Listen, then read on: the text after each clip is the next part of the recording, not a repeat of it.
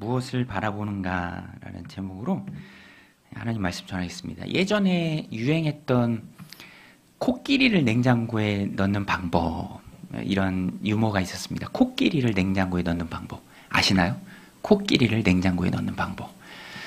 뭐 있었어요. 아무튼 그런 게 코끼리를 냉장고에 넣는 방법. 뭐 여러 가지 버전이 있고요. 풍자도 있고 또 발상의 전환도 있고 뭐 그럴듯하기도 해요. 그런데 사실은 다 웃음으로 끝납니다. 코끼리를 냉장고에 못 넣잖아요. 코끼리를 냉장고에 넣는 것은 불가능합니다.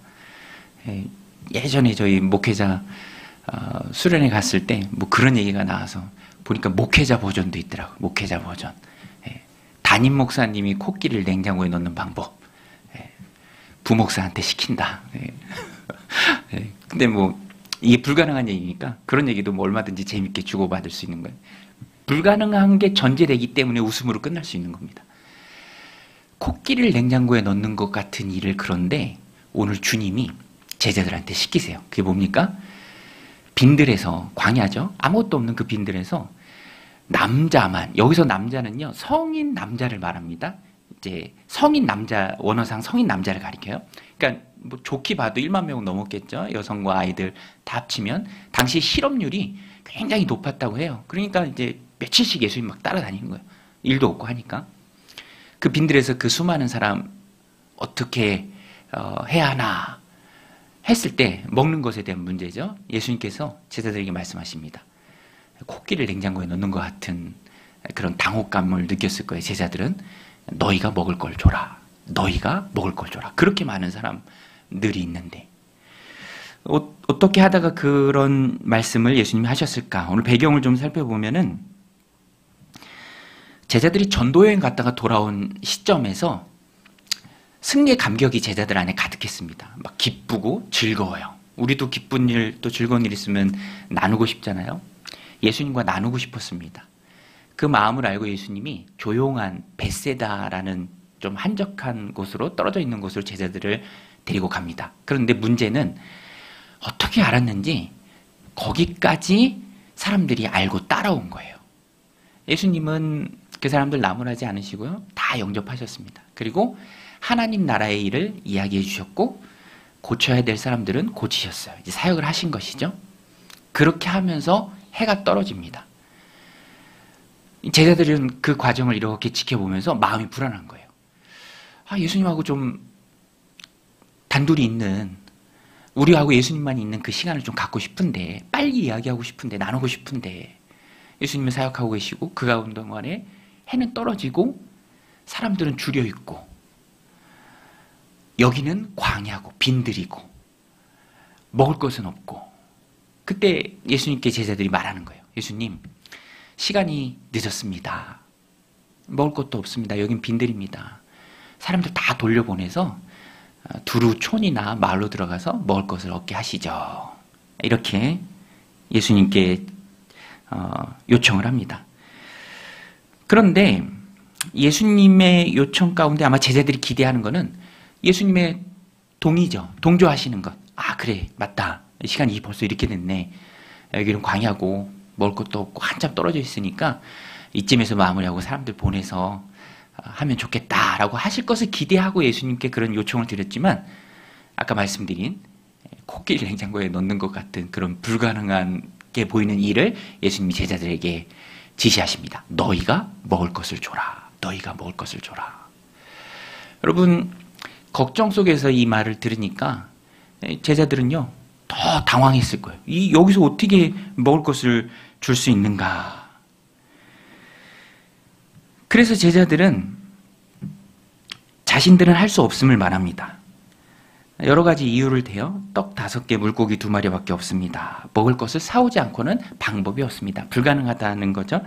우리 13절 말씀 같이 한번 우리 자막 보고 읽겠습니다. 시작. 예수께서 이르시되 너희가 먹을 것을 주라 하시니 여짜오되 우리에게 떡 5개와 물고기 2마리밖에 없으니 이 모든 사람을 위하여 먹을 것을 사지 아니하고서는 할 수 없사옵나이다 하니. 본문의 면면이 흐르는 제자들의 감정 상태는 불안이에요. 또 걱정입니다. 염려예요. 그 가운데 이 말을 예수님으로부터 들었을 때는 이게 더 커지는 거죠. 어떻게 이 많은 사람들에게 먹을 것을 우리가 이 빈들에서 떡 5개, 물고기 2마리밖에 없는데 어떻게 이 많은 사람을 먹일 수 있겠습니까? 다 가서 사온다 한들 부족할 것이고, 요한복음엔 그렇게 나오죠. 여기서도 사오지 않는 한, 사올 수도 없는데 그렇게 얘기하는 거예요. 사오지 않는 한 불가능합니다 라고 말하는 겁니다. 문제가 예상될 때, 혹은 그 문제 안에서 어려움이 예상될 때, 혹은 그 어려움 가운데서 사람들이 보이는 전형적인 모습이에요. 제자들의 이 모습이 불안과 염려, 거기에 따른 할 수 없음에 대한 이유를 이거 쭉 열거하는 거. 그렇죠? 못해요. 불가능합니다. 이래서 안 됩니다. 저래서 안 됩니다. 얘기하는 거예요. 저도 말씀 준비하면서 생각나는데, 제가 자대 배치받고 전이 막 와서, 그때는 대기만 하고 아무것도 안 하죠. 근데 어떤 선임병 한 분하고 간단한 일을 하는데 뭘 하다가 그분이 저한테 이렇게 지시하더라고요. 야, 가서 빗자루 가져와. 근데 뭐 제가 잘 모르고 처음 왔고 찾아보니까 없더라고요. 그래서 제가 쫄래쫄래 가서 그렇게 얘기했죠. 빗자루 없는데요. 빗자루 없는데요. 근데 이제 그분이 그렇게 얘기하더라고요. 하도 들어서 이제 듣기도 싫은 말인데, 야, 빗자루 없으면 군생활 끝나냐? 그 이유가 되지 않는 상황이 있다. 이유를 찾지 말고 방법을 찾아라. 이유가 얼마나 합당합니까? 찾아봤는데 없습니다. 없으니까 와서 없다고 해죠. 근데 없다고 정말 맞죠? 끝나는 게 아니죠. 해야 할 일은 해야 합니다. 없다고 다 굶을 수는 없잖아요. 방법을 찾는 것. 오늘 예수님이 말씀하시는 게, 보여주시는 게, 누구나 다 그런 어려움에 빠질 수 있어요. 큰 문제에 봉착할 수 있습니다. 내 힘으로 해결할 수 없는 정말 힘든 일 한복판에 있을 수 있어요. 그때 사람들이 전형적으로 보이는 모습은 탓을 하는 거예요. 환경 탓, 상황 탓, 이래서 안 됩니다. 저래서 안 됩니다. 제자들이 했던 말 그대로죠. 사람들이 문제 속에서 보이는 전형적인 모습입니다. 날이 저물어 갑니다. 여기는 빈들입니다. 우리는 떡 5개밖에 없습니다. 물고기 2마리밖에 없습니다. 먹을 거 사오지 않고는 할 수 없습니다. 할 수 없다의 말의 반복입니다. 정리하면 사람들은 문제 속에서 안 될 이유를 바라본다라는 거예요. 이 상황에 영향을 받잖아요. 이렇게 탓하고 저렇게 탓하고 학교 탓하고 뭐 다른 사람 탓하고 자기의 인생을 탓하고. 어제 우리 막내가 그런 얘기 하더라고요. 네. 중요한 건 다 주어지는 거잖아요. 자기가 선택할 수 있는 게 아니에요. 엄마 아빠 닮아서 자기가 이렇게 생겼대. 야, 나도 내가 선택했으면 나도 이런 얼굴 안 선택했다. 너도 그렇지만 나도 그렇다. 여러분, 중요한 건 우리가 선택하는 게 아니에요. 탓한다고 그것이 끝나는 게 아닙니다. 그 안에서 방법을 찾는 거예요. 탓만 하면 너무 쉽죠. 학교 탓, 친구 탓, 뭐 부모 탓, 학원 탓, 선생님 탓. 그 못할 게 어디 있습니까? 세상에 되게 로지컬해요. 빗자루 찾을 수 없는데 없으니까 없다고 했지.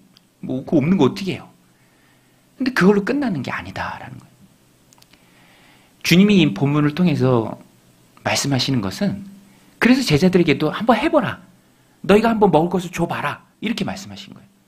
그 제자들이 책임을 지고 느끼는 거죠. 그리고 자신들의 상태가 지금 어떤가. 여러분, 제가 말씀드린 것처럼 사람들은 문제 속에서 안 될 이유를 바라봐요. 안 됩니다. 이래서 안 됩니다. 불가능합니다. 이 사람 불러야 됩니다. 우리가 그래요. 우리가 안 될 이유를 찾습니다. 가만 보세요. 이래서 안 된다. 저래서 안 된다. 제자들의 모습이 그대로 오늘 우리의 모습이다라는 것입니다. 그런데 여러분, 예수님은 달라요. 정말 달라요. 사복음서에 공이 다 나오는 게 바로 이 오병이어 본문이에요. 저는 예수님의 이 다른 모습이 이 본문의 핵심이라고 생각합니다. 중요하기 때문에 부활과 십자가 사건이 사복음서에 다 나오죠. 그리고 유일하게 다 나오는 사건이 바로 이 오병이어의 사건이에요. 그만큼 중요하다라는 것입니다. 예수님의 다른 모습. 예수님은 어떻게 다른가요? 바라보는 것이 사람들과 다릅니다. 저는 이 본문을 보면서 느끼는 것이 무엇을 바라보는가가 참 중요하다. 제자들은 문제 속에서 안 될 이유를 바라봅니다. 부족한 것을 바라봐요. 어려운 것을 바라봅니다. 문제 그 자체를 바라봐요. 근데 예수님은 바라보는 게 달라요. 예수님은 무엇을 보셨습니까? 어디를 보셨나요? 제자들은 저문은 해, 빈들, 수많은 사람들, 마을과 먼 거리, 턱없이 부족한 음식, 이런 것들을 봅니다. 그리고 그걸 얘기해요. 그런데 예수님은 그런 것들은 하나도 말씀하지 않으세요. 그런 것들을 바라본 것이 아닙니다. 다만 예수님은요, 하늘을 보셨어요. 하늘을 우러러 보시고, 우러르다라는 게 이제 바라본다라는 것이죠. 우리 16절 말씀 같이 한번 읽겠습니다. 시작. 예수께서 떡 5개와 물고기 2마리를 가지사 하늘을 우러러 축사하시고 떼어 제자들에게 주어 무리에게 나누어 주게 하시니. 자, 여러분, 예수님이 어디를 보셨습니까? 하늘을 우러러, 하늘을 바라보셨습니다. 영어 성경에는 heaven이라고 나오죠. 하나님 계신 곳입니다. 하나님 계신 곳을 상징하는 하늘이죠. 그냥 멍하니 하늘을 바라보신 게 아니라 하나님을 바라보신 거예요. 부족하고 어렵고 도무지 방법이 생각나지 않는 그 상황 속에서도 주님 문제 또 부족한 것 바라보시지 않고 하나님을 바라보셨어요. 그 문제를 해결하실 수 있는 하나님. 예수님이 하나님이시죠. 그리고 감사하시고 떡을 떼어 제자들에게 나눠주셨습니다. 여러분, 이 부분이 참 신기하지 않나요? 떡을 떼어서 이렇게 제자들에게 나눠줬어요. 갑자기 커진 것 같진 않아. 그렇죠? 갑자기 커졌으면 들고 다니기 힘들잖아요. 성경에도 그런 언급은 없어서 우리가 이렇게 건강하게 추측은 할 수 있지만 이렇게 떼어주는 만큼 또 생겼던 것 같아요. 그죠? 놀라운 기적이죠. 하늘을 바라보심에 기적이 일어났습니다. 여러분, 오늘 본문은요, 일단은 주제가 먹는 것입니다. 그렇죠? 여러분, 먹고 사는 문제가 솔직히 중요한가요? 안 중요한가요? 예. 먹고 사는 문제가 중요한가요? 안 중요한가요? 중요해요. 어떤 주석서 보니까 그런 말씀 있더라고요. 배고파 죽게 생긴 사람은요, 그것이 해결되기 전까지는 아무리 영적이고 좋은 것을 얘기해도 그게 들어오지 않습니다. 지금 당장 배고파 죽게 생겼는데 안 들어와요. 먹고 사는 문제 중요합니다. 어떤 분이 이렇게 돈이 가장 열등하다 막 그렇게 얘기하는데 잘 공감은 안 되더라고요. 아니, 돈이 중요하죠. 우리에게 중요한 영향력을 끼칠 수 있는 것 중에 하나가 바로 돈입니다. 그것은 무조건 열등하다고 말할 수 없어요. 가치 중립적이죠. 어떻게 사용하느냐가 중요하지 그 자체가 하등한 것은 아닙니다. 없으면 힘들잖아요. 있으면 편리하고. 한참 더울 때 그런 생각 들더라고. 그냥 에어컨 계속 켜고 있었으면 좋겠다. 생각 안 하고 막 온도 일정하게 맞춰놓고. 근데 다 걱정되니까, 누진세 걱정되니까, 그 요금 걱정되니까 계속 끄잖아. 그죠? 뭐 그런 거 걱정 안 하고 쓸 수 있으면 얼마나 좋겠습니까? 선택적인 것도 이러할진데 필수적인 것, 먹는 것, 빵! 없으면 굶어 죽을 수밖에 없는 그 소중한 것에 대한 중요성을 우리 하나님께서도 아십니다. 마태복음 6장에 보면 나와요. 무엇을 먹을까, 무엇을 입을까, 무엇을 마실까 구하지 말라. 염려하지 말라. 그것이 있어야 될 줄 하늘 아버지께서 다 아신다. 그리고 공급해 주신다. 오늘 우리도 이런 하나님이시다라는 그 마음을 가지고 하나님을 바라보아야 합니다. 나의 필요, 꼭 있어야 될 것을, 그 소중한 것을, 필요성을 나보다 훨씬 더 아시는 건강, 재정적인 것, 살아갈 때 꼭 필요한 필수적인 것들, 그것이 있어야 할 것을 주님이 다 아신다라는 그 기대감을 가지고 주님을 바라보아야 돼요. 문제만 바라보지 말고 문제 너머에 계신 하나님을 바라봐야 한다. 우리가 그렇게 많이 얘기하죠. 시선의 방향이 중요합니다. 어디를 바라보는가. 가까이 있는 것이 있고 먼 것이 있어요. 가까이 있는 것은 문제죠. 그 몽골 분들이 눈이 그렇게 좋다고 하잖아요. 평균 2.9래요. 평균 2.9. 여러 번 들어서 그런지 놀라지도 않으시네. 그죠? 그리고 진짜 좋은 분은 7.0까지 나온다고요. 7.0. 거짓말이 아닙니다. 책에 써 있었어. 그 멀리서 뭐가 온다. 사람이 온다. 2.9. 누가 온다. 얼굴까지 보고 알아맞히면 7.0. 지평선을 많이 보고 먼 것을 많이 보기 때문에 그렇죠. 근데 지금도 뭐 도시는 안 그렇다네. 도시는 막 안경 쓴대요. 빌딩 수비고 해서. 근데 시골로 가면 지평선 보고 먼 거 보니까 눈이 좋아지는 것이죠. 오늘 우리도 영적인 눈, 그 신앙의 눈으로 멀리 봐야 합니다. 가까이 있는 거 보지 말고 멀리 보자. 우리 주님이 보여주셨어요. 모범을 보여주셨습니다. 하늘을 우러러 보셨어요. 도우실 수 있는 분. 문제 안에는 문제를 해결할 것이 없죠. 멀리 계시다고 내가 느끼는, 가까이 계시지만 그 주님에게까지 우리의 시선을 확장해야 합니다. 시편 121편 1절 2절인데요. 우리 같이 한번 읽겠습니다. 시작. 내가 산을 향하여 눈을 들리라. 나의 도움이 어디서 올까? 나의 도움은 천지를 지으신 여호와께서로다. 내가 산을 향하여 눈을 들리라. 나의 도움이 어디서 올까? 나의 도움은 천지를 지으신 여호와께서로다. 여러분, 하나님 우리의 삶을 도우실 줄로 믿습니다. 그 하나님을 바라보시기를 주님의 이름으로 축원드립니다. 근데 하나님을 바라본다라는 게 굉장히 좀 추상적이잖아요. 구체적으로 하나님을 바라본다는 건 뭘까? 예수님이 보여주십니다. 하나님을 바라본다는 게 구체적으로 무엇을 의미하는가? 두 가지인데요. 첫 번째는 상황과 상관없이 묵묵히 하나님의 일을 해나가는 것입니다. 자, 보세요. 주님은요, 벳세다까지 쫓아온 사람들을 영접하셨습니다. 나무라지 않으셨어요. 그리고 그들에게 하나님 나라의 일을 열심히 말씀해 주셨어요. 하나님 나라의 일을 고칠 자들은 고치셨습니다. 묵묵히 예수님 자신의 일을 수행하셨습니다. 저는 이것이 하나님을 바라보는 것이다 라고 믿어요. 친구 목사님들하고도 장래에 대해서, 또 미래에 대해서 부목사 사역을 할 때부터 이런저런 얘기를 주고받고, 그러나 거기서 항상 나오는 결론은 지금 맡겨진 일에 충성해야 한다라는 거예요. 지금 맡겨진 일에. 상황과 상관없이. 목회자들만 그런 것은 아닙니다. 우리 학생들도, 여러분들도 다 마찬가지예요.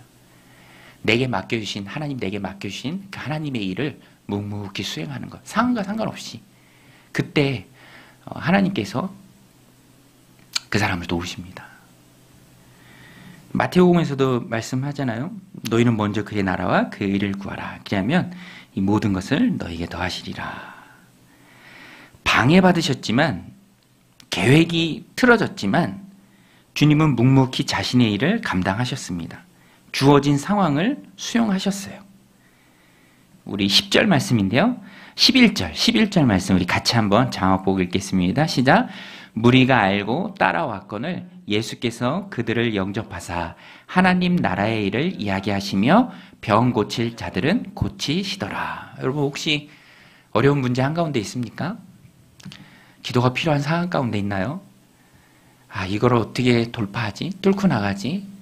어려운 문제가 예상되고 어려운 문제가 이미 주어진 그 상황에서도 하나님을 바라보는 것은 묵묵히 하나님 나라의 일을 말하는 거예요. 묵묵히 하나님 나라의 일을 수행해 가는 것입니다. 조급해하지 않고 내게 맡겨진 그 일들을 하는 거예요. 그게 하나님을 바라보는 것입니다. 그때 하나님은 우리를 통해서 일하십니다. 너무 신기한 하나님의 원리예요. 이 땅을 살아가는데 필요한 것들을 공급받는 하나님의 방법은 묵묵히 하나님 내게 주신 일에 충성하는 것. 신기하게 그러면 하나님이 또 공급하십니다. 하나님의 방법으로, 하나님의 때, 하나님의 사람들을 통해서. 그것을 경험하는 게 곧 신앙생활이죠. 이것 안 하고, 이거 내려놓고, 급하다고, 힘들다고, 어렵다고, 그것 쫓아가면 다 놓치는 거예요. 우리 주님의 모범을 우리가 따라야 합니다. 신앙이라는 것은요, 세상의 방법과는 결이 달라요. 차원이 다릅니다. 기왕의 신앙생활을 한 것, 가장 하나님 보시기 아름다운 방법으로, 모습으로 또 탁월하게 신앙생활을 해야 되지 않겠습니까? 그것은 바로 문제를 붙들고 있는 게 아니라 문제는 문제대로 놔두고 하나님 내게 맡겨주신 사명 붙들고 나가는 거예요. 하나님의 일을 말하는 것입니다. 하나님의 나라를 말하는 거예요. 각자 주어진 그곳에서. 그때 하나님께서 필요한 것들, 있어야 될 줄 아시기 때문에 다 공급해 주시고, 그게 곧 믿음이죠. 그게 신앙입니다. 세상과 똑같은 방법으로 호들갑 떨면서 큰일 났다 야 이러면서 나갈 필요가 없다는 것이죠. 열왕기하 6장에서도 엘리사가 아람 군대 둘러싼 모습을 보면서 침착해하는 모습을 그 종이 놀라며 봅니다. 아니 지금 아람 군대가 우리를 확 둘러쌌는데 이거 어쩌면 좋습니까? 큰일 났습니다. 선지자님. 엘리사가 말하잖아요. 호들갑 떨지 말라. 그 다음에 뭐라고 말합니까? 우리와 함께한 자가 저들과 함께한 자보다 많다. 그리고 기도할 때 그 종이 눈을 떠서 보니까 온 산에 불말과 불병거가 가득합니다. 보는 자와 보지 못하는 자의 차이예요. 보는 사람은 두려워하지 않아요. 아니, 우리와 함께한 자가 저들과 함께한 자보다 훨씬 많은데 뭐가 두렵겠습니까? 보지 못하기 때문에 두려운 거예요. 보지 못하기 때문에 조급해지고, 보지 못하기 때문에 그 종처럼 호들갑을 떠는 겁니다. 큰일 났다. 문제 속에서 문제만 바라보는 거예요. 빈들이다. 보리떡, 떡 5개, 물고기 2마리밖에 없다. 사람 너무 많다. 거리도 멀다. 해 다 져간다. 그러다 끝나는 거죠. 주님은 하나님을 바라보셨습니다. 그리고 주어진 일을 묵묵히 나가셨어요. 두 번째, 하나님을 바라본다는 것은, 하늘을 바라본다는 것은 의심 없는 믿음으로 행동하는 것을 말합니다. 예수님은 오병이어를 놓고 감사 기도를 하시고 사람들을 50명씩 앉히십니다. 제자들의 지시에 따라서 사람들이 앉죠.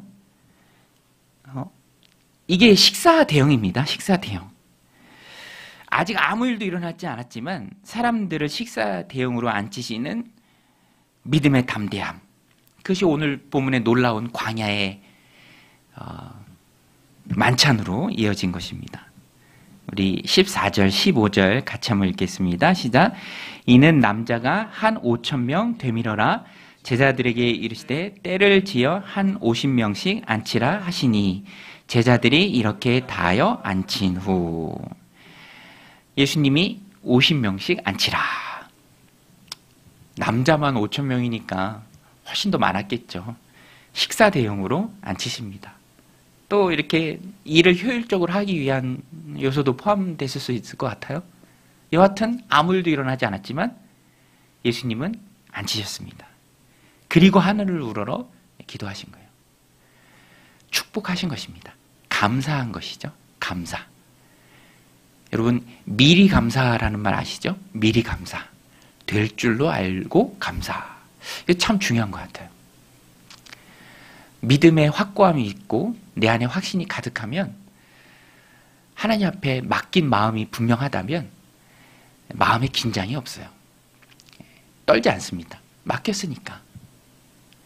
그리고 이렇게 담대하게 믿고 진행하게 돼요. 아직 이루어지진 않았지만 아무런 변화는 없지만 50명씩 앉히는 그 믿음. 여러분 하늘을 바라본다라는 것은요. 아직 아무 일도 일어나지 않았지만 아무런 변화도 없지만 하나님 말씀이 확실하고 또 내게 주신 응답이 있고 결과를 하나님께 맡기고 나아간다. 이 믿음을 가지고 가는 거예요. 그것이 하늘을 바라보는 것입니다. 문제를 바라보는 게 아니라 하늘을 바라보는 것. 오늘 우리 가운데 그런 믿음, 저는 용기라고 표현하고 싶습니다. 용기, 담대함, 용기. 아직 이루어지지 않았지만 하나님 이루어 주실 것이다 라고 믿고 나가는 것. 물론 그것이 하나님의 일이고 하나님께 완전히 맡긴 상태에서 지내야겠죠. 자기 욕심을 가지고 막 될 거야, 이루어질 거야, 믿습니다, 이거는 옳지 않죠. 하나님도 황당해 하실 것 같아요. 중요한 것은 하나님의 일에 대해서 우리가 나아갈 때 하나님 주신 확신을 가지고 그렇게 나아가야 한다는 것입니다. 바울도 육체의 가시를 바라볼 때는 답답했지만 하늘을 바라보며 기도할 때 자신이 가지고 있는 육체의 가시에 대한 관점이 변해요. 전에는 기도 제목이었는데 기도하고 하나님 주시는 용기, 그 담대함이 있을 때 이제는 감사의 제목으로 변합니다. 그래서 약함도 하나님 은혜구나. 내가 이제 약함을 자랑하겠다. 바울이 고백하죠. 우리 고린도후서 12장 9절인데요. 우리 같이 한번 읽겠습니다. 시작. 나에게 이르시기를 내 은혜가 내게 족하도다. 이는 내 능력이 약한 데서 온전하여 짐이라 하신지라. 그러므로 도리어 크게 기뻐함으로 나의 여러 약한 것들에 대하여 자랑하리니 이는 그리스도의 능력이 내게 머물게 하려 함이라. 얼마나 담대합니까? 용기 있습니까? 약한 것은 감춰야 되잖아요. 부끄러워하지 않습니다. 오히려 드러내놓고 자랑하겠다. 왜냐하면 그것 때문에 하나님 능력이 내게 머무른다라는 것을 내가 깨달았기 때문에, 하늘 바라보고 기도하는 동안에 하나님 내 마음 바꿔주셨기 때문에 담대하게 고백할 수 있는 것입니다. 갈멜산의 엘리야도 그랬죠. 비를 주시는 분은 하나님이시다. 이 믿음이 충만하니까 850명 바알과 아세라 선지자 1명 엘리야가 감당합니다. 맞짱을 뜨죠. 믿음으로 제단의 장작에 물을 막 부어요. 흐를 정도로 붓습니다. 이런 용기가 어디서 나옵니까? 하나님이 역사하실 것이다 라는 그 믿음이 있었기 때문이죠. 오늘 우리도 그 믿음이 하늘을 바라보는 것입니다. 나 자신을 바라보면 한숨이 나오죠. 땅을 바라보면 주눅 듭니다. 그러나 하늘을 바라보면 담대한 힘이 생깁니다. 그것이 곧 신앙생활이죠. 하늘을 바라보고 살아가는 삶입니다. 나를 사랑하시는 하나님을 바라보면 담대한 마음이 생기고 또 승리하게 된다라는 것입니다. 오늘 우리는 주님의 모습을 본받아야 합니다. 하늘을 바라보고 우리의 문제를 하나님께 맡겨야 합니다. 그때 놀라운 기적이 일어나죠. 오늘 오병이요, 여러 번 말씀드리지만 1만 명이 넘었을 거예요. 근데 배부르게 먹고 남았다. 오늘 본문이 말하죠. NLT 성경은 의역을 했어요. 먹을 만큼 먹고 배부르게 먹고 남았다. 12광주리가 남았다. 먹고 싶은 만큼 먹었다. 이 광야의 풍성한 연회가 이루어진 것입니다. 축복의 생명샘이 광야에서 터진 것이죠. 오늘 우리 인생에도 이런 축복의 생명샘이 터지길 원합니다. 하나님 주시는 믿음이 있어서 이렇게 놀라운 하나님의 공급하심 체험하기를 원합니다. 그러라고 사복음서에 다 이 오병이어 본문이 있습니다. 예수님 믿고 구원받은 하나님의 자녀로 살아갈 때 그 능력을 사용하는 게 참 중요하죠. 오늘 우리 인생에도 오병이어의 기적이 넘치시기를 주님의 이름으로 간절히 축원드립니다.